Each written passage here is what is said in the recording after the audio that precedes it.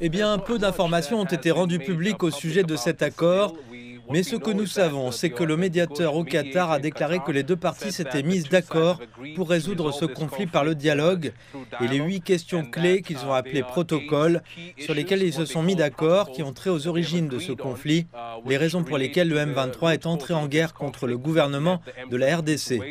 Et 2 d'entre ces protocoles ont déjà été signés. Les 6 autres seront signés dans les jours qui viennent. Donc il ne s'agit pas de l'accord final, mais c'est un bon début.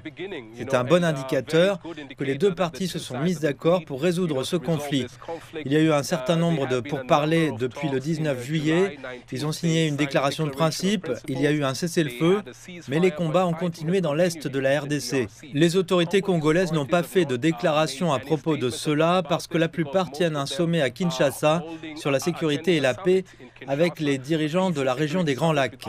Donc nous attendons de voir ce que les autorités de Kinshasa vont dire, mais nous avons déjà entendu un membre du groupe rebelle M23 dire que rien n'allait changer pour le moment. Il voulait dire par là que les rebelles vont continuer à occuper les zones qu'ils occupent depuis le mois de janvier de cette année. Or, c'est un grand problème. Le gouvernement de la RDC a déclaré que les rebelles devaient quitter la région avant qu'un accord de paix puisse être envisagé.